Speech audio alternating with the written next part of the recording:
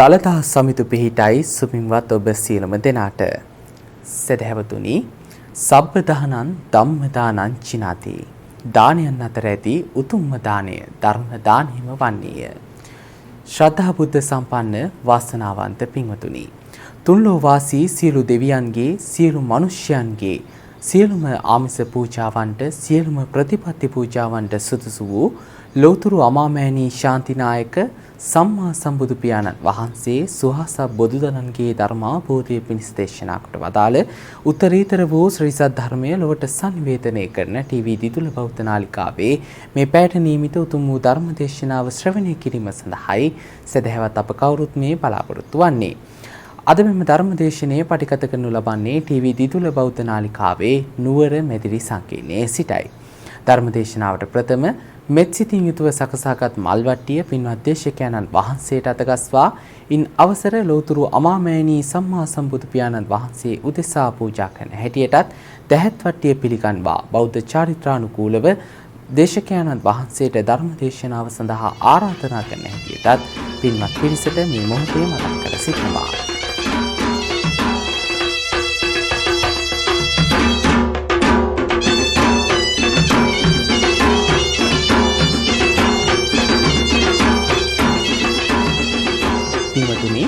අද මේ උතුම් ධර්ම දේශනාව සඳහා අප කෙරෙහි අනුකම්පාවෙන් සිදු කළා වූ පාද නමස්කාර පූරක ආරාධනාව පිළිගෙන මෙම ස්ථානයේ සඳහා වැඩමවා වදාළ අතිගෞරවනීය පින්වත් දේශකයන්න් වහන්සේ යටිහලකල පල්ලේගම ඉසිපතනාරාම පුරාණ විහාරාධිකාරී මහනුවර විහාරමාදේවී බාලිකා විද්‍යාලීය කරු ආචාර්ය මහනුවර අධ්‍යාපන කොට්ටාස බුද්ධ ධර්ම විෂය උපදේශක ශාස්ත්‍රපති පඬිත අවසරයි නම කියන්නට පූජ්‍යපාද කොළුගල වසිරඥාන නායක ස්වාමින් වහන්සේ පින්වත් ස්වාමින් වහන්සේ අප ඊ타මත්ම නමස්කාර පූරකව සාදුනාද නංවා මැදිරිය සඳහා පිළිගනිමු. සාදු සාදු සාදු. ඒ වගේම මේ උතුම් ධර්ම දානමේ පින්කම සඳහා ද සදැහැති ප්‍රතිපරදායකත්වයෙන් කටයුතු කරනු ලබනවා අංක 35 දොඩම්වල පිටිය පේරාදෙණිය යන ලිපිනෙහි පදිංචි දමයන්ති කරුණාරත්න බිරිඳ සහ තිලින දිල්ෂාන් අමරනායක පුතා ඇතුළු පවුලේ ඒ හිතවත් පිරිස විසින් පින්වතුන් ප්‍රධානතම අරමුණු හැටියට ඉදිරිපත් කොටගෙන තිබෙනවා මාර්තු 29 වන දින 51 වෙනි ජන්මදිනයේ සමරන උපුල් මංජුල අමරනායක වන ස්වාමි පුරුෂයාට තුන්වනේ ආශිර්වාදය ලබා දීමටත් ඒ වගේම මීට වසර 15කට පෙර මියගිය ආර්.ජී. කරුණාරත්න සහ වසර 6කට පෙර මියගිය අබේසිංහ අමරනායක යන පියවරුන්ට නිවන් සුව ප්‍රාර්ථනා කිරීමටත් ඒ වගේම සුජීවත්ව වාසය කරන දෙපාර්ශ්වයේ මෑණිවරුන්ට සෙත් ප්‍රාර්ථනා කිරීමටත් සුනිල් ජයසිංහ සහෝදරයාට නිරෝගී සුවය ප්‍රාර්ථනා කිරීමටත් පවුලේ සියලුම දරුවන්ගේ අධ්‍යාපන කටයුතු සාර්ථක වීම පිණිස මේ පින් හේතු වාසනා වේවායි ප්‍රාර්ථනා කිරීමටත් ඒ වගේම නමින් මියගිය සියලුම ඥාතීන්ට පින් අනුමෝදන් කිරීමටත් දිදුල මාධ්‍යාලයේ ගරු සභාපති දුරන්දර නිර්මාතෘවර අවසරයි නම් කියන්නට පූජ්‍යපාද මාලිකාවිල අස්සචී ස්වාමින් වහන්සේ ප්‍රධාන දිදුල කාර්ය මණ්ඩලයේ සැමට සෙත් ප්‍රාර්ථනා කිරීමටත් මේ උතුම් ධර්ම දේශනාවේ ප්‍රධාන අරමුණු හැටියට මේ පින්වත් පිරිස එක්කොටගෙන තිබෙනවා. එසේනම් සුපින්වතුනි, මෙතෙන් සිට මේ උතුම් ධර්ම දේශනාව මෙහෙවන හැටියට පින්වත් දේශකයන්න් වහන්සේට පාද නමස්කාර පූරකව ආරාධනා කරමින් ධර්ම ශ්‍රවණයට ප්‍රථම පංචශීලයේ සමාදන් වීම සඳහා අප තෙවරක් නමස්කාර පාඨය සජ්ජායනා කරමු. අවසරයි ස්වාමින් වහන්සේ. සාදු සාදු සාදු.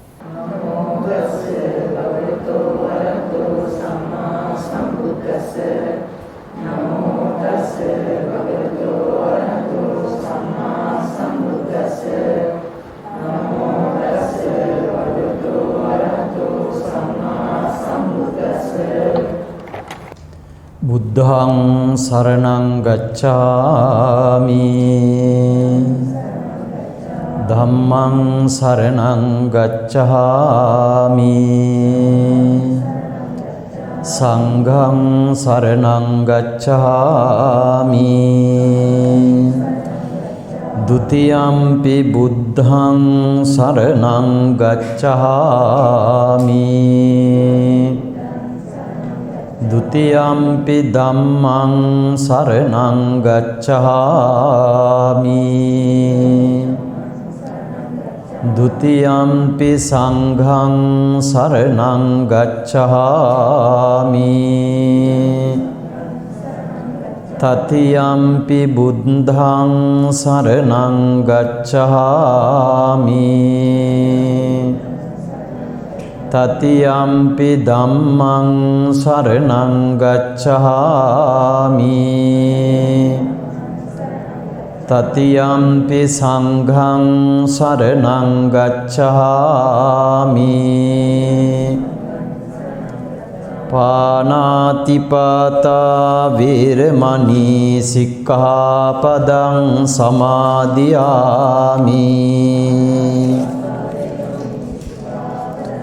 අදින්නාදානා වේරමණී සික්ඛාපදං සමාදියාමි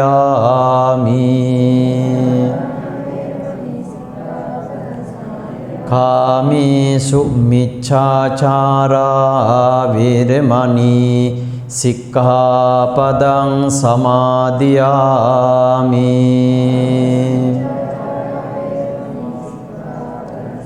මුසාවාදා වේරමණී සික්ඛාපදං සමාදියාමි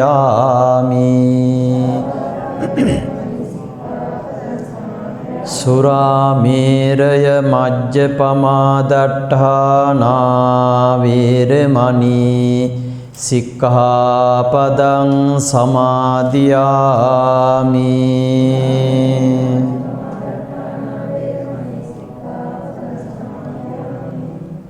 සමන්ත චක්කවාලේසු අත්‍රා ගච්ඡන්තු දේවතා සද්ධම්මං මුනි රාජස්ස සුනන්තු සග්ග මොක්ඛදං ධම්මස්සවන කාලෝ අයං බදන්තා ධම්මස්සවන කාලෝ අයං බදන්තා ධම්මස්සවන කාලෝ අයං බදන්තා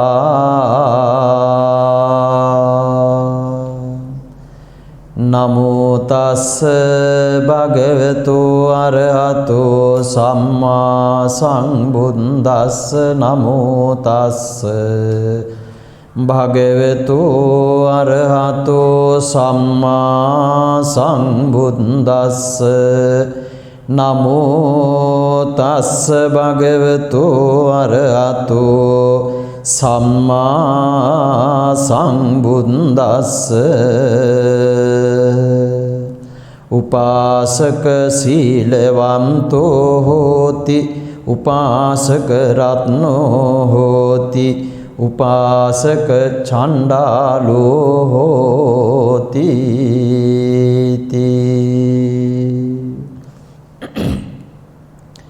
ශ්‍රද්ධාවන්ත පින්වත්නි ඔබ හැම දිනම දැන් අද බලාපොරොත්තු වෙන්නේ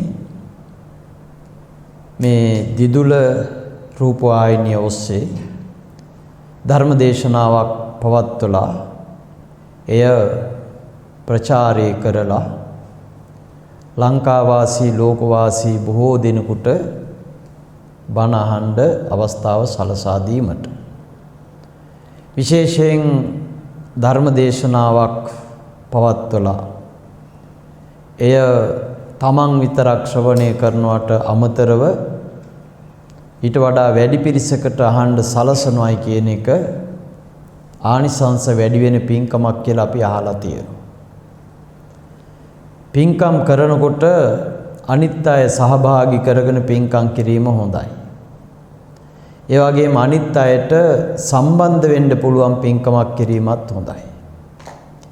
ඒ නිසා අද මේ දායකත්වය සපයන දමයන්ති කරුණාරත්න මහත්මිය ප්‍රධාන ඒ පවුල් වල උදවිය අරමුණු කීපයක්ම මුදුන්පත් කර ගැනීම සඳහා මේ ධර්ම දේශනාව පවත්වනු ලබනවා. අපි ධර්ම දේශනාවට කලින් ඒ ගැන වචනයක් දෙකක් මතක් කළොත් හොඳයි කියලා හිතනවා.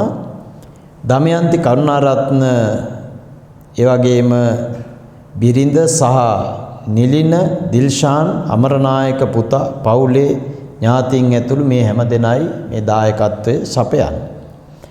ඒ වගේම අරමුණු විදිහට තිබෙනවා මාර්තු 29 වැනි දින 51 වැනි ජන්මදිනයේ සමරන උපුල් මංජුල අමරනායක ස්වාමි පුරුෂයාට තුනුරුවන්ගේ ආශිර්වාදය ලබා දී.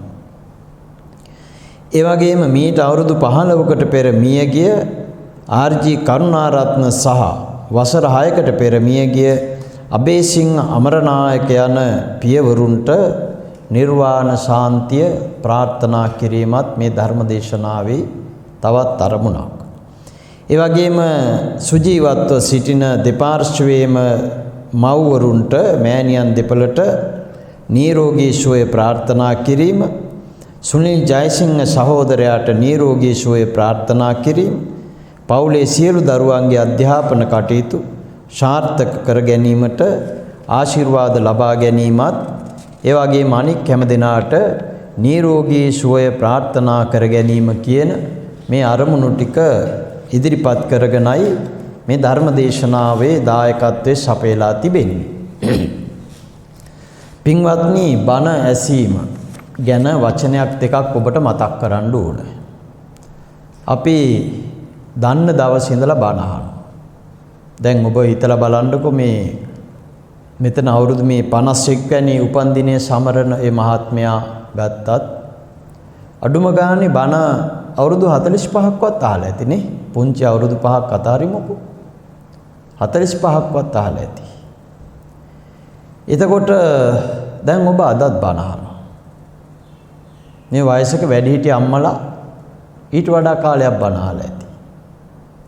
ඒත් ඔබට අද බණ එපා වෙලා නැහැ. බණවල තියෙන රසය කොච්චරද? දැන් අපි ඒ කාලේ ඔබ අවුරුදු 45කට කලින් බලන්නකෝ ගියපු ගීතයක් එහෙම අහනකොට දැන් ඒ තරම් එහෙම රස නැහැ. ඒක එපා වෙලා තියෙන්නේ. ඒ වගේම මේ මෑතක දැන් අවුරුදු 10කට කලින් අහපු දෙයක් වුණත් දැන් අහනකොට නිකම් මොකද්ද වාගේ හිතෙනවනේ. එහෙම අපිට සතුටක් නැහැ. හැබැයි මේ බණ දැන් අවුරුදු 40 ගාණක් අහලා තවත් අපිට ඇති වෙලා නැහැ. තවත් අපිට එපා වෙලා නැහැ. ඒ නිසා තමයි බුදුහාඳුර දේශනා කරේ සබ්බ රසං ධම්ම රසෝජිනාති. හැම රසටම වඩා ධර්මයේ රසය දිනනවා. අපේ ජීවිතේට දුකක් ඇති වුණාමත් අපි බණ අහන්නේ. බලන්නකො මලගෙදරක් ගත්තාම නේ කොච්චරවත් දවස් 3ක් විතර අඬලා මැරිච් එක්කනා වෙනුවෙන් ශෝකය පළ කරලා අන්තිම දවසේ බෞද්ධ විදියට අපි බණ ටිකක් අහලා තමයි මිහිදම් කරන්නේ. එතකොටත් අපි හිත හදාගන්න බණ අහනවා. හිතට සතුටක් එන වෙලාවකත් අපි බණ අහනවා. මේ ජීවිත මේ බණ වලින් වෙලිලා තියෙන්නේ හර පුදුමයි. පුංචි දරුවන්ට පවා බණ එපා වෙලා නැහැ. අනික බණ අහන්න ලෑස්ති වෙනකොට පුදුම ලස්සන පරිසරයක් නේ ගොඩනගෙන්නේ. දැන් බුදුහාමුදුරුවෝ එක තැනක සඳහන් කරනවා මේ බණ දේශනා කිරීමේදී බණ ඇසීමේදී ලැබෙන ආනිසංස ගැන. කොච්චර විතර ආනිසංස ලැබෙනවද? බණක් අහනකොට දැන් ඔබට තේරුම් ගන්න ඕනේ. දැන් අපි බෞද්ධයෝ බණ අහනකොට ලැබෙන ආනිසංස ගැන අපි හිතා ගන්න ඕනේ. ප්‍රධාන වශයෙන් ආනිසංස 5ක් ගැන කියවෙනවා. අසුතං සුනාති, අහපු නැති දේ අහන්න ලැබෙනවා. දැන් අර මහත්මයා ඇතුළු මේ වැඩිහිටිය අය අවුරුදු 45ක් බණ ඇහුවා කියලා හිතන්නකෝ. 45ෙම අහපු නැති කරුණක් දෙකක් හරි මේ ධර්ම දේශනාවෙන් අහන්න ලැබෙනවා. අසුතං සුනාති. කාර්ය පුදුමයිනේ. බුදුහාමුදුරුවෝ අවුරුදු 80 45ක් දේශනා කරපු ධර්මය කොච්චර ඇහුවත් ඉවර නැහැ. කොච්චර ඇහුවත් ඉවර නැහැ. දැන් ඔබට මේ සාමාන්‍ය පෙළ උසස් පෙළ විභාගයේ ලියන අයට නම් විෂය නිර්දේශයක් තියෙනවා. දවල් රැ නැතුව කරෝතින් අවුරුද්දෙන් දෙකකින් ඉවර කරගන්න පුළුවන්. එතකොට අපි ඉවරයි කියලා. ගුරුවරුත් එහෙම කියනවා. අපි විෂය නිර්දේශය ඉවරයි. ළමයි කියන විෂය නිර්දේශය ආවරණය කරලා ඉවරයි. හැබැයි මේ බණ ආවරණය කරලා ඉවරද? තව නැහැ. බණ අහන්න තියෙන්නේ පින්වතුනි කොච්චර කල්ද? නිවන් දකින්නකම් යාව නිබ්බාන පත්‍ය. නිවන් දකින්නකම් අහන්න. නිවන් දැකලත් බණ අහනවා. දැන් එක වෙලාවක බුදුහාමුදුරෝ පන්සලෙන් එළියට වැඩලා ඉන්න වෙලාවක සවැත් නුවර දේවරාම විහෙරේ ඉන්නකොට අනික හාමුදුරුවෝ බණ අහන්න මේ බණ දේශනා කරව ගන්න ඇවිල්ලා බණ අහනවා බිම ඉඳගෙන. ගිහි අයත් බණ අහනවා. ඒ අයට බණ කියන්න බුදුහාම නැති වෙනකොට සමහර රහතන් වහන්සේලා බණ කියනවා. බුදුහාරු මොකද කරන්නේ? පැත්තකට ලේ බණ අහගෙන ඉන්නවා. ඉතින් බුදුහාරු බණ අහනවා. අසුතං ශුනාති නොඇසූ දේ අහන්න ලැබෙනවා. සුතං පරියෝදපේති අහපු දේවල් උනත් අහන්න ලැබෙනවා අපහු. ආපු දේවල් ආපහු අහන්න ලැබෙනවා. කංකං විතරති සැක ඇතිතෙන් තිරණ දුර වෙනවා. මේ ධර්මය ගැන දහම් කරුණු ගැන යම් සැකයක් තියෙනවා නම් ඒකත් දුර වෙනවා. දිට්ඨින් උජුං කරෝති දෘෂ්ටි නිවැරදි වෙනවා. දැක්ම නිවැරදි වෙනවා. චිත්තමස්ස පසීදති අපේ සිතේ ප්‍රසාදයක් ඇති වෙනවා බණක් අහපුවා. මෙන්න මේ අරමුණු පහ ආනිසංස පහ අපිට ලැබෙනවා කියලා බුදුහාරෝ දේශනා කළා. ඉතින් මම මුලින් කියාගෙන ආවේ ඔබට කොච්චර කාලයක් ආනිසංස ලැබෙනවද බණක් අහනකොට? අට්ඨ කප්පං සුතං ධම්මං කල්ප 8කට ආනිසංස ලැබෙනවා බණක් අහපුවා. දැන් අද මේ දිදුල රූපවාහිනී ඔබ අහන බණ මේ ඉන්න ටික දෙනා විතරක් නෙවෙයි මේ ලංකා වාසී ලෝක වාසී කැමැති අය බණ අහනවනේ. ඒ අයට ඒ තරම් ආනිසංස ලැබෙනවා කල්ප 8කට. ඔබටත් එහෙම ලැබෙනවා. එතකොට ඔබට හිතේවි සමහර විට අපි මේ එක බණක් ඇහුවාම ඇති ඉතින් කල්ප 8කට පින් සිද්ධ වෙනවනේ නේ. එහෙමත් හිතෙන්න පුළුවන් කෙනෙකුට. අපිට පින්වතුනි කොච්චර ඇහුවත් මදියයි අපි අතින් මේ ධර්මය අමතක වෙනවා. ඒ වගේම මේ ධර්මය පිළිපදින්න බැරි වෙනවා. ඒ වගේම අපි අතින් පව් සිද්ධ වෙන්නත් ඉඩ තියෙනවා. කල්ප 8කට බණ ඇහුවයි කියලා අපි ගිහිල්ලා හිටියොත් සමහර විට ඔබ අතින් ආනන්තරේ පාප කර්ම වුණා සිද්ධ වෙන්න ඉඩ තියෙනවා. සිද්ධ වෙන්න ඉඩ තියෙනවා.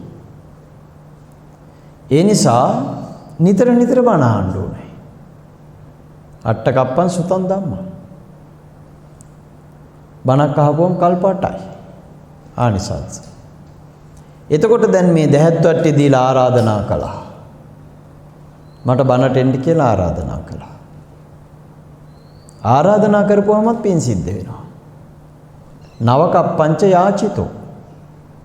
ආරාධනා කරන අයට කල්ප 9කට ආනිසංස ලැබෙනවා. අර අහන අයට කල්ප 8යි ආරාධනා කරපේකනට කල්ප 9යි. මොකද එහෙම වෙන්නේ හේතුව? විශාල පිරිසකට බණහන්නනේ අපි ආරාධනා කරන්නේ. තමන් කාලය, ධනය, ශ්‍රමය ඒ සඳහා වැය කරනවා. ඒ නිසා දැන් මේ මෙතන ඉන්න අය අර වයසක උපාසකම්ම කෙනෙකුත් ඉන්නවා වැඩිහිටි සිල් ගන්නවා ඇතිනේ. පොයටම සිල් ගන්නවනේ. ඔබලා ගොඩක් පින්කම් කරන්න මහන්සි වෙනවා. කටින පින්කම් කරනවා. අටපිරිකර පූජා කරනවා. හාමුදුරුවෝ පාත්‍රා සිවුරු පූජා කරනවා. මේ පන්සල් බණ ගෙවල් හදන්න ආධාර උපකාර කරනවා. සිමින්ති අරන් දෙනවා. ගල් වැලි මැටල් අරන් දෙනවා. මේ බිම අතුරන පිඟන් ගඩොල් ආදී අරන් දෙනවා. හුණු පිළියම් කරන්න අවශ්‍ය දේවල් අරන් දෙනවා. ඒ ඔක්කොම පින්කම්. ඉතින් මට කියන්න බලන්න ඔබට පුළුවන් නම් ඔබලා බණක් කියන්නත් ආරාධනා කරලා තියෙනවද? තියෙන්න ඕන. පන්සලක සිල් ගන්න දවසට පන්සල් ගිහලා හාමුදුරන්ට කියන්නේ හාමුදුරුවනේ පොය දවසේ 8 ඉඳන් 9 වෙනකල් බණ මම කියවන්න. මම හාමුදුරු කෙනෙකුට ආරාධනා කරන්න. නේ. මම ඒ සඳහා වියදම් කරන්න. හාමුදුරන්ට ප්‍රවාහණේද, පරිස්කාර පූජාවද, ඒ වගේම තව ගිලම්පසද, දැහැද්ද මේවා ලෑස්ති කරන්න. බලන්නකො එතකොට ඔන්න ඔබ අර කරන පින්කම් වලට සමගාමීව ආනිසංස ලැබුණත් සමහර අය අතින් මගහැරෙන පින්කමක්. ආරාධනාවක් කරන්න දැහැට් ටිකක් පිළිගන්නලා. මම බණ කියන තැනක මේ අහලා තියෙනවා මේ දැහැත් බුලත් කොළ 37ක් තියාගන්න ඕනේ කියලා. ආරාධනා වට්ටියට. බුලත් අතකට නම් බුලත් කොළ 40ක්. ආරාධනාවකට ගන්නකොට බුලත් කොළ 37ක් ගන්නයි කියලා මම බණක් කියන තැන හාමුදුරු කෙනෙක් කිව්ව අහගෙන හිටියා. 37ක් ගන්නයයි. පින්නතුනි මේ සම්බුද්ධ ශාසනයේ නිවන් ලබා ගන්න ප්‍රතිපදා තුල තිබෙනවා සත්‍තිස් බෝධිපාක්ෂික ධර්ම කියලා එකක්. සත්‍තිස් බෝධිපාක්ෂික ධර්ම. බෝධිපාක්ෂික කියන්නේ බුද්ධත්වයේ ලබා ගන්න පුරන්න ඕන පිළිවෙත් 37ක්. ඔබට ඒක මේ බණකදී කියලා ඉවර කරන්න බෑ. ඒ නිසා මේ බෞද්ධයෝ විදියට ඔබගේ ගෙදර බෞද්ධ පොත්පත් ඇතිනේ නේද? දැන් ඔය රූපවාහිනී හරි ප්‍රවෘත්ති පත්‍ර හරි තව ජනමාධ්‍ය හරි ගත්තාම අද පොතක් නිකුත් වුණොත් හෙට ගෙදරට ගේනවා සමහර අය. නවකතා, කිටි කතා, චිත්‍ර කතා මොනවා හරි. ඔබලා බෞද්ධයෝ විදියට ඔබලාගේ ළඟ ගෙදර බෞද්ධ පොත් මොනවද තියෙන්නේ? ඔබ වියදම් කරන ඕන තරම් අලුතෙන් සෝපා ගන්නවා, අල්මාරි ගන්නවා, ගෙදර හැඩ වැඩ කරන්න මල් පෝච්චි ගේනවා. තව ලස්සන හුණු පිළියම් කරනවා අවුරුද්දෙන් අවුරුද්දට මාස ගානෙන් මාස ගානට. ඔබලගේ ගෙදර පුංචි බණ පොත් රාක්කයක් නැත්තම් බෞද්ධ පොත්පත් කීපයක් තියෙන්න ඕනේ. දැන් ආරම්භ කරන්න. මේ කොරෝනා ඇවිල්ලා මිනිස්සු මෙරි යනවා. සුනාමි ඇවිල්ලා මැරිලා ගියා ගොඩක්. භූමිකම්පා වෙලා මැරෙනවා. බෝම්බ පිපිරිලා මැරෙනවා. අරන් යන මුකුත් ඒ අය අරන් ගියේ නැහැ. එතකොට අපේ ගෙවල් වල මම මේ කියන්නේ බෞද්ධ ගෙවල් වල තියෙන්න ඕන මොකද්ද? අඩුම බෞද්ධ පොත්පත් දෙක තුනක්. ඔන්න තියෙන්න ඕන පොත් මොනවද ඒ ගෙදර රාක්කිය බලන්න. ධම්මපදේ තියෙන්න ඕනේ. නේද? ධම්මපදේ කියන එක ඉතින් බෞද්ධයාගේ අත්පොතනේ. බෞද්ධයාගේ අතේ තියාගන්න ඕන පොත තමයි ධම්මපදේ. බෞද්ධ ධම්මපදයක් තියෙන්න ඕනේ. ඉන්න ගමන් ගාතාවක් කියවලා තේරුම කියවන්න ඕනේ. බණක් ඇහුවා වගේ. ජාතක පොතක් තියෙන්න ඕනේ. ගෙදරක. ඊළඟට පිරුවානා පොත් වහන්සේ පිරිත් පොතක් තියෙන්න ඕනේ. ඊළඟට බෝධි පූජා පොතක් තියෙන්න ඕනේ ගෙදර. නේද? මම කියාගෙන ආවේ ඒ පොත් ගොඩට තියෙන්න ඕන රේරුකාණේ චන්දවිමල හාමුදුරුවෝ ලියපු සත්‍තිස් බෝධිපාක්ෂික ධර්ම කියන පොත. රුපියල් 200ක් වෙයි කඩේ. හරි සරලයි. අරන් කියවන්න. එතකොට මේ මාතෘකාවේ ඊටු ටික ඔබට ගැලපෙනවා. සත්‍තිස් බෝධිපාක්ෂික ධර්ම. ඉතින් අන්න එහෙම දෙයක් අපේ ගෙවල් වල තියෙන්න ඕනේ. එතකොට ඔබට පුළුවනි අපිත් නියම බෞද්ධයෝ විදිහට අපේ ආගම් ගැන දැනුම, දහම් කරුණු ගැන දැනුම ඇති කර ගන්න පුළුවන්. ඒ නිසා මං හිතනවා දැන් අතපසු වෙච්ච අය ලබන මාසේ පඩියටවත් නේද පොතක් ගෙනියන්න ගෙදෙට්ට. බෞද්ධ පොතක්.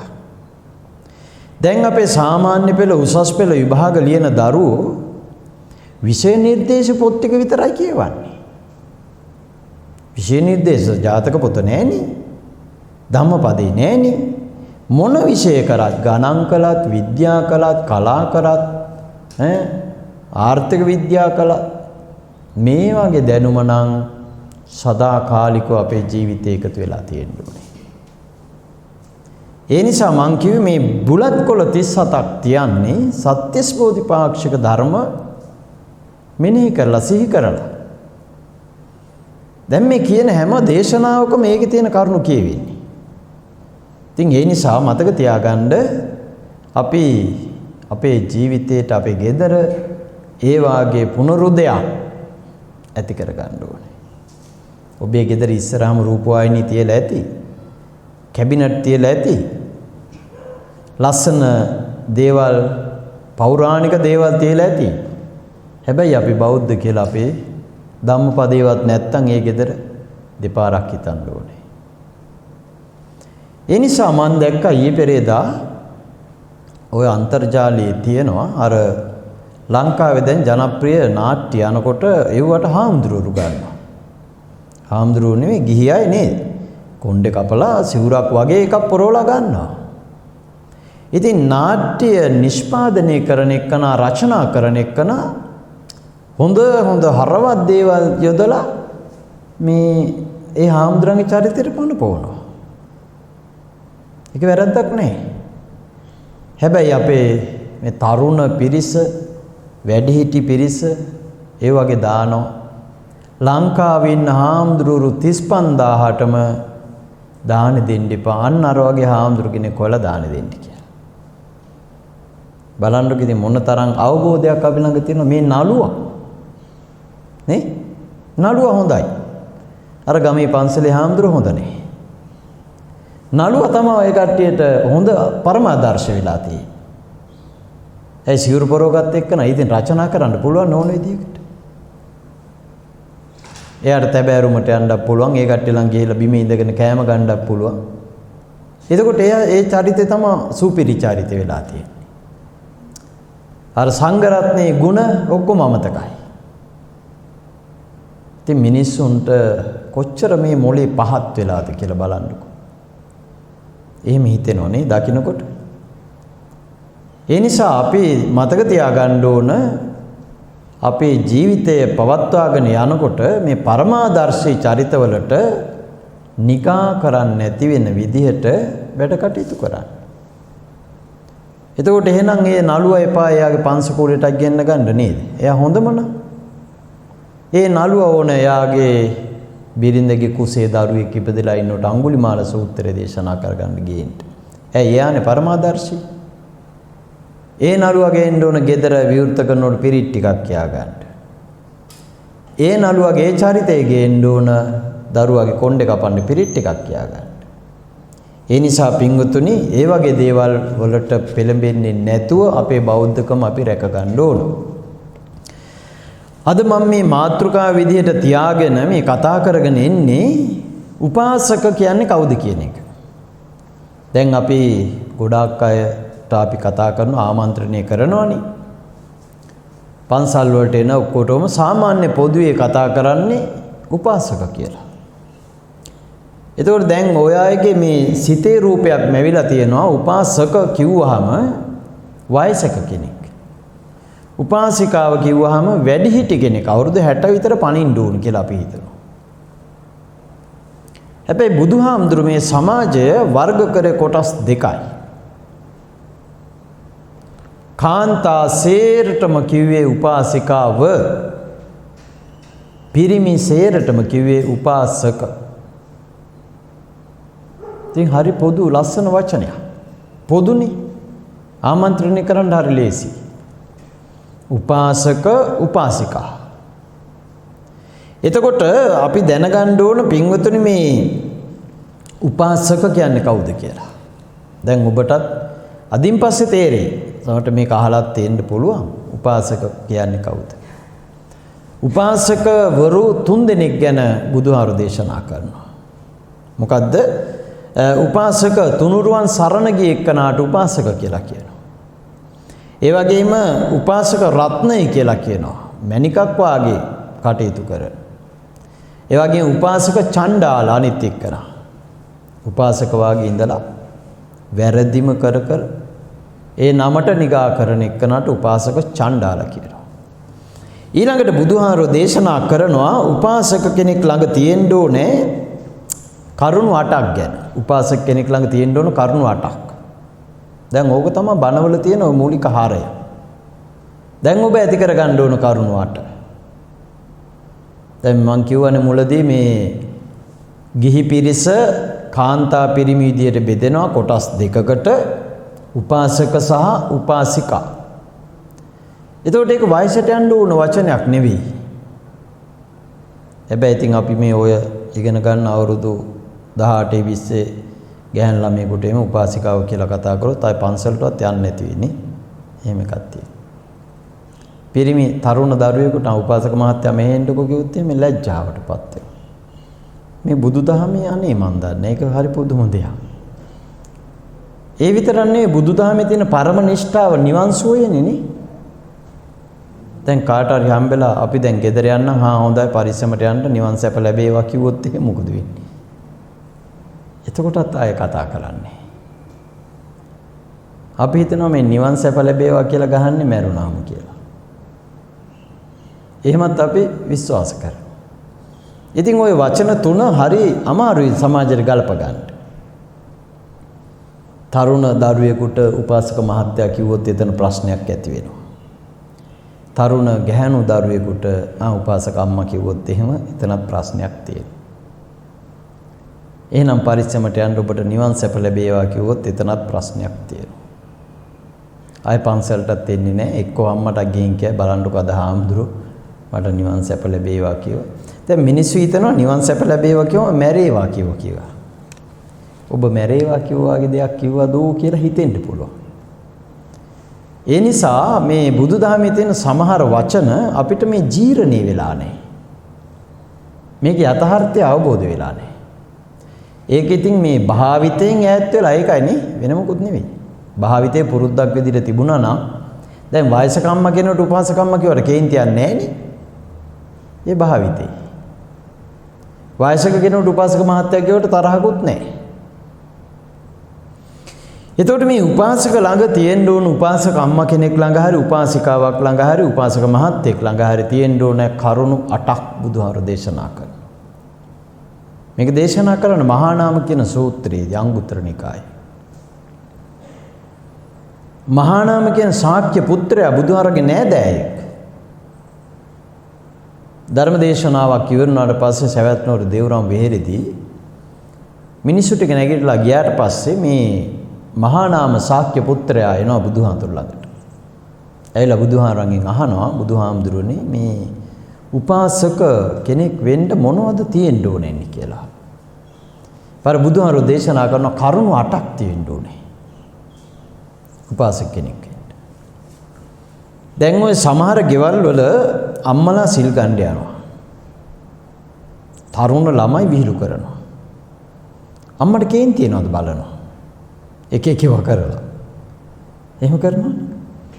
කේන් තියනවද කියලා බලලා කියනවා අම්මලා සිලුත් ගන්නව නේද? කේන්ති කිල්ල හරියන්නේ නැහැ නේ කියලා. ඉතින් මේ කේන්තිය අම්මලා විතර නෙවෙයි පාලනය කරන්න ඕනේ.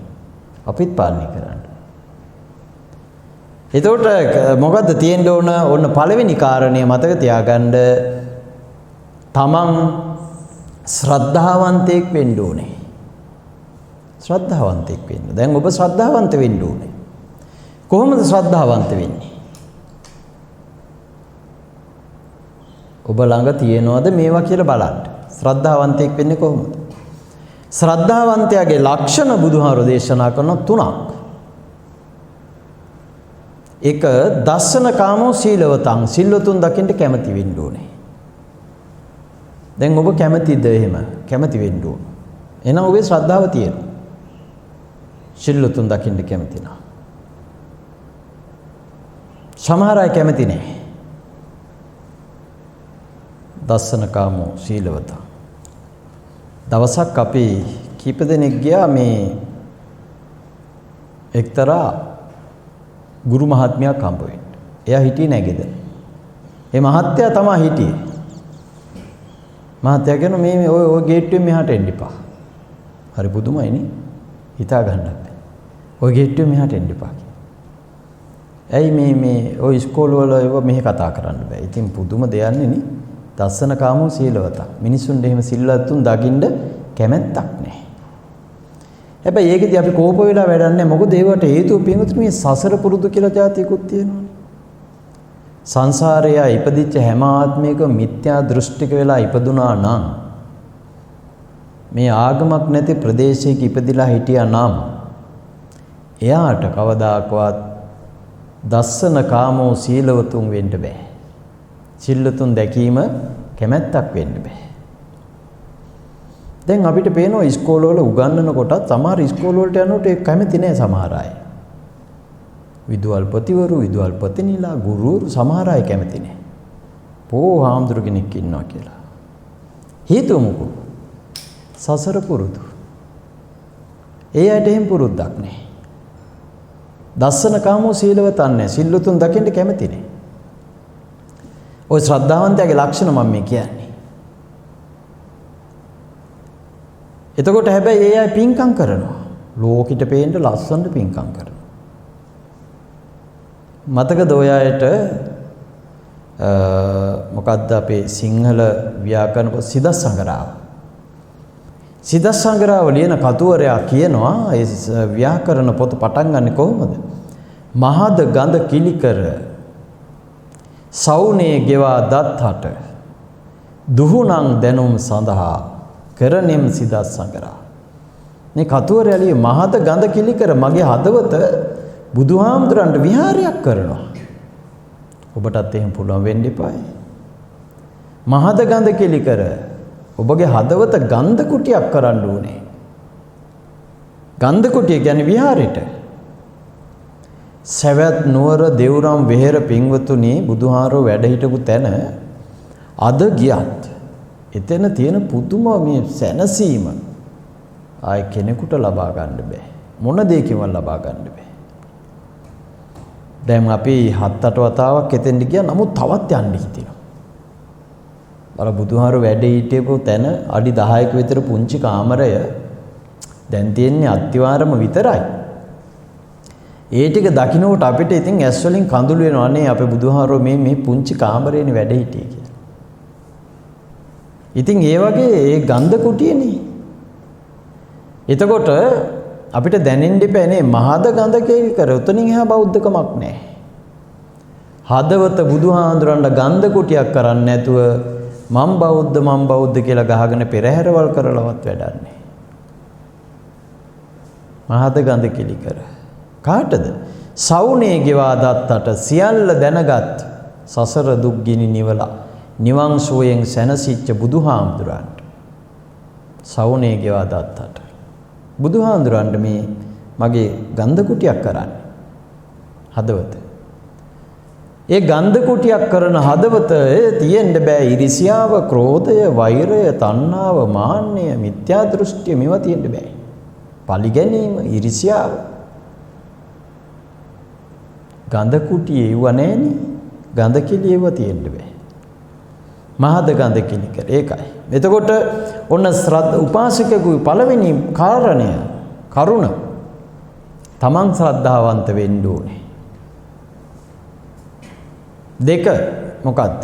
දැන් අපි කියව ශ්‍රද්ධාවන්තයාගේ ලක්ෂණ මොනවද?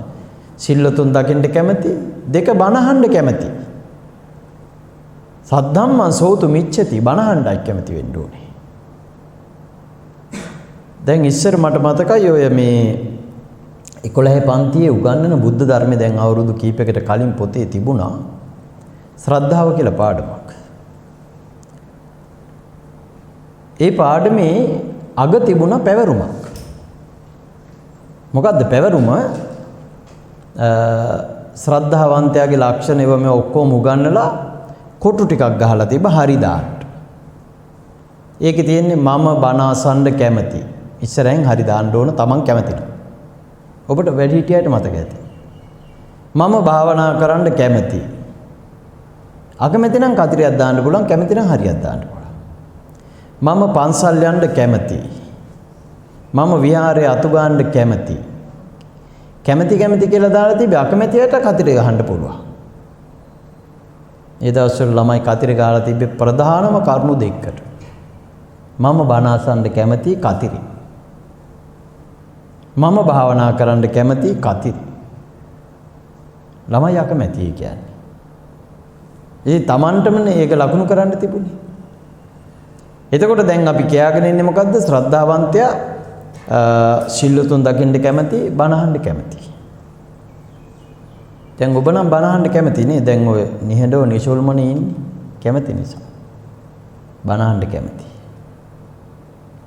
ඊළඟට තුන්වෙනි කාරණේ තමයි විනය්‍ය මච්චේර මලං මසුරුකම දුරු කර ගන්න කැමති. මසුරුකම කියන්නේ ආසාව තමාගේකමකට සිංහලෙන්ම කියනවා නම් නිකන් පෙරේතකම, තව පැහැදිලි වචනෙන් කියනවා කුම්මැහිකම කියලා අපි කියන්නේ. ඒක මොකවත් අනිත් අයට දෙන්නේ. මසුරු සිටුවරු ගැන බණ පොත්වල ඕන තරම් තොරතුරු තියෙනවා. මොනවද තියෙන තොරතුරු? මසුරු සිටුවරුන්ගේ ගෙවල් වල තමයි ඔය වෙදකම් වලට ඕන කරන බෙහෙත් වර්ග තියෙන්නේ. වැඩිපුරම ඉන්දියාවේ තිබුණේ ගිතේ, එළඟිතේ, තලතේ. මේවා ටිකක් හොයාගන්න යනකොට යන්නේ කවුරු ළඟටද? මසුරා ළඟට යන්න ඕනේ. එයා ළඟ තමයි මේක තියෙන්නේ. මසුරා දෙනවා කියන්නේ කොහොමද දෙව්වා? තලතෙල් වල කෙස් ගහක් ඔබනවා. ඒකල 7 පාරක් ඒක හූරලා දානවා. මෙහිම හූරලා ඒක උප්පියට දානවා. 7 පාරක් හූරුපම ඉතුරු වෙයිද? ඒකල කෙස් ගහේ අගට අරන් තෙල් චුට්ටක් අර ඉතුරු වෙන එක දෙනවලු. ඕ මසුරා යමක් දෙන විදිය. එහෙමයි මසුරා යමක් දෙන්නේ. මසුරුකම නැති කරගන්න කියනවා. එතකොට ඔන්න උපාසකයෙක්ගේ පළවෙනි ලක්ෂණය තමයි තමා ශ්‍රද්ධාවන්ත වීම සහ අනිත් අය ශ්‍රද්ධාවන්ත කරන්න ඕනේ. දැන් ඔබ මේ බණ අහන්න මේ සංවිධානය වෙච්ච අය අනිත් අයත් එකතු කරගෙන ආවේ නේ. අපි යන් බණ ටිකක් අහගෙන යමු. ශ්‍රද්ධාවන්තකම පිහිටවනවා. පන්සලට යනකොටත් එහෙම යන්න ඕනේ. බෝධි පූජාවත් යන්න යනවා ළඟපාත කීප දෙනෙක් එක්ක යන්න ඕන අපි යන් පන්සලට. මල් ටිකක් කඩාගෙන. ගිහිල්ලා බෝධීන් වහන්සේ වටා අතුපතු ගාලා සුද්ධ පවිත්‍ර කරලා ඒක ඒ ලක්ෂණය. දෙවෙනි ලක්ෂණය තමා තමන් සිල්වත් වෙන්න ඕනේ. ශ්‍රද්ධාවන්ත වෙන්න ඕනේ, සිල්වත් වෙන්න ඕනේ. සීලය කියන්නේ මොකද්ද? කය වචන දෙකේ සංවරය. සීලය. නැත්තම් සීලය කියන්නේ සුදු රෙද්දක් පොරවගෙන උතුරු සළුවක් දාගෙන ඉන්න එකම නෙවෙයි. ඒක ඔබට gederdik කරන්න පුළුවන්. යන්නේන තැනක කරන්න පුළුවන්. සීලය කියන්නේ හැදිච්චකම. කතා කරනකොට සිල්වත්කම් පේන්න ඕනේ. යනකොට එනකොට සිල්වත්කම් පේන්න ඕනේ. සීලය කියන්නේ ඒක. අපේ ශරීරයෙන් සිද්ධ වෙනවා වැරදි 3ක්. වචනෙන් සිද්ධ වෙනවා වැරදි 4ක්. මුසාවාද, පිසුනා වාච, පරුසා වාච, සම්පප්පලාප. ඒවා වචනෙන් සිද්ධ වෙන වැරදි. ඒ වගේම ඈත් වීම. ශරීරයෙන් සිද්ධ වෙන වැරදි වලින් ඈත් වීම සිල්වත්කම. මොකද කය වචන දෙකේ සංවරයනේ සීලය කියන්නේ. කාය වාචානං සමෝදානං සීලං කියලායි නිර්වචනයේ තියෙන්නේ. කය වචන දෙකේ සංවරයේ සිල්වත්කමයි. දැන් ඔබ බණ අහන්න වාඩි වෙන්නකොටම අපි පන්සිල් ලබා දෙනවා. පන්සිල් ගන්නවා. පන්සිල් සමාදන් වෙනවා. එතකොට ඒක සීලය. එතකොට තුන්වෙනි කාරණේ තමයි පරිත්‍යාගය පුරුදු වෙන්න ඕනේ. පරිත්‍යාගයට යොමු වෙන්න ඕනේ. දැන් උපාසකගේ ලක්ෂණ 8නේ මේ කියාගෙන යන්නේ. අමතක වෙන්නේ නැහැ නේද? මතක තියෙන්නේ. මොකද දැන් මේ මොහුනුයේ ආවරණ දාලා ඉන්න ඉඳා කතා කරන්න බෑ. කාරණා 8 මතක තියාගන්න. එතකොට පරිත්‍යාගය ඊළඟ එක දැන් අර ශ්‍රද්ධාවන්තයාගේ ලක්ෂණ ඊළඟට කියන්නේ. සිල්ලුතුන් දැකීම. ඒකත් උපාසකයා ළඟ තියෙන්න ඕන, උපාසක කෙනෙක් ළඟ තියෙන්න ඕන ලක්ෂණයක්. ඊළඟට බණ අසන්න කැමති වීම. අර ශ්‍රද්ධාවන්ත වීම වගේම මේ කරුණු 4 වෙනම අපව දක්වලා තියෙනවා. බණ අහන්න කැමති වීම. ඊළඟට ඇසූ ධර්මයේ ධාරණය කරගන්න ඕනේ. දැන් බණ අහනකොට ඒවා ධාරණය කරගන්න, හිතේ තියාගන්න. මොකද බුදුහාඳුරන්ගේ වචනේ මේකනේ සුනාත ධාරේත චරාත ධම්මේ. අපි බණ කොච්චර ඇහුවත් වැඩක් නැහැ හිතේ හිටින්නේ නැත්තම්. ඔබගේ අතේ කඩල පැකට් එකක් තිබුණොත් එහෙම නේද නැගිටිනකොට ඒක වැටිලා යනවනේ. හැමතැනම විසිරිලා. දැන් බණ අහනකොටත් වාඩි වෙලා ඉන්නකොට කඩල පැකට් එක ළඟ තියනවා වගේ තියෙනවා. නැගිටිනකොට අමතක වෙනවා. ඒක වැඩක් නැහැ. ධාරණය කරගන්න ඕනේ. එතකොට ධර්මයේ ධාරණය කරගන්නවා වගේම ධර්මයේ අර්ථය මෙනෙහි කරන්න ඕනේ. මේ කිව්වේ මේ සඳහා. මේ කාරණේ නිසා තමයි මේ ටික අපිට වැදගත් වෙන්නේ කියලා අපි ඒක මෙනෙහි කරගන්න ඕන. ධර්මයේ අර්ථය මෙනෙහි කරන්න ඕනේ. ඊළඟට ධර්මයට අනුව ප්‍රතිපත්තිගරුකව ජීවත් වෙන්න ඕනේ. මෙන්න මේ කාරණා 8 උපාසකෙක් ළඟ තියෙන්න ඕනේ කියලා බුදුරජාණන් වහන්සේ මහා නාම කියන ශාක්‍ය පුත්‍රයාට දේශනා කළා. එතකොට දැන් ඔබට අර මුලින් සඳහන් කළා වාගේ උපාසක කෙනෙක් ළඟ උපාසිකාවක් ළඟ තියෙන්න ඕන කාරණා. මේක තව සරලව ගත්තොත් අපිට වෙන විදියකට කියන්න පුළුවන්. බෞද්ධ කාන්තාවක් ළඟ තියෙන්න ඕනේ ලක්ෂණ 8ක් කියලා කියන්න පුළුවන්. බෞද්ධ පිරිමි දරුවෙක් පිරිමි කෙනෙක් ළඟ පිරිමි පාර්ශවයේ කෙනෙක් ළඟ තියෙන්න ඕනේ කරුණු 8ක් කියලා කියන්න පුළුවන්. දැන් ගොඩාක් අය මම අර මුලින් කියවන අර ටෙලි නාට්‍ය වල හාමුදුරුවෝ අගය කරනවා ගමේ පන්සලේ හාමුදුරුවෝ ප්‍රතික්ෂේප කරනවා කියලා. එයාගෙන් අහන්නකො බලන්න උපාසකෙක් ළඟ තියෙන්න ඕන ලක්ෂණ මොනවද කියලා. බුදුහාමුදුරන්ගේ ශ්‍රාවක පිරිස ප්‍රධාන කොටස් 4යි. භික්ෂු භික්ෂුණී උපාසක උපාසිකා. එතනින් එහා ධනවත්කම් කුලවත්කම් මැති ඇමතිකම් ඉව මෙව මොකවන්නේ ශ්‍රාවකයෝ වෙනකොට. ඒ නිසා ශ්‍රාවක ශ්‍රාවිකාවෝ ගිහි ශ්‍රාවිකාවොත් බුදුහාමරණ මේ කොටස් 4 සමාජිකයෝ. එක්ක මේ ලෝකේ ඉන්න බෞද්ධ ඔක්කොමලා මේ එක්ක භික්ෂුවෝ. එහෙම නැත්නම් භික්ෂුණියක්. එහෙම නැත්නම් උපාසක කෙනෙක්, එහෙම නැත්නම් උපාසිකාවක්. දැන් මේ බණහන මේ පුංචිම දරුවත් උපාසක කෙනෙක්. බුදුදහම ඉදිරියේ. අර වැඩිහිටි අම්මා උපාසිකාවක්. අර තරුණ දුවක් වගේම එයත් උපාසිකාවක්. අර අම්මත් උපාසිකාවක්. කාන්තා සමාජයේ ඔක්කොම බෙදුවේ කොටස් දෙකයි. භික්ෂුණී හෝ උපාසිකා. පිරිමි සමාජයේ කොටස් දෙකයි. එක්ක භික්ෂු එහෙම නැත්නම් උපාසක. මේ අය බුදුරජාණන් වහන්සේගේ අනුගාමික පිරිස බවට පත් වෙන්නේ. ඒ නිසා පින්වතුනි ඔබ හැම දිනාම අද දවසේ මේ ධර්ම දේශනාව ශ්‍රවණය කළා. මං හිතනවා ජීවිතයට ගන්න වැදගත් කරුණු කීපයක් එකතු කරගත්තා. ඔබගේ ජීවිතයට සැනසීම ඇති කරගන්න පුළුවන් කරුණු කීපයක් එකතු කරගන්නටයි අපි බණක් අහන්නේ. ධර්ම දේශනාවක තියෙන්න ඕනේ කරන්නේ ඇයි අපි බණ අහන්නේ කියන කාරණේ. මන් දවසක් ඉස්කෝලේක බණක් කියනකොට මම ළමයින්ගෙන් ඇහුවා ඇයි ඔබ බණ අහන්නේ? දැන් මෙතන ඉන්න අයගෙන් ඇහුවොත් මොන උත්තර දෙයිද? ඇයි ඔබ බණ අහන්නේ? හැම කෙනාම ප්‍රශ්නයක් අහගන්න. තමන්ගේ. දැන් ගොඩක්ම තියෙන ප්‍රශ්නය දැන් ඉස්කෝලේ යන ළමයින්ගෙන් අහන්නකො ඇයි ඔබ ඉස්කෝලේ යන්නේ කියලා.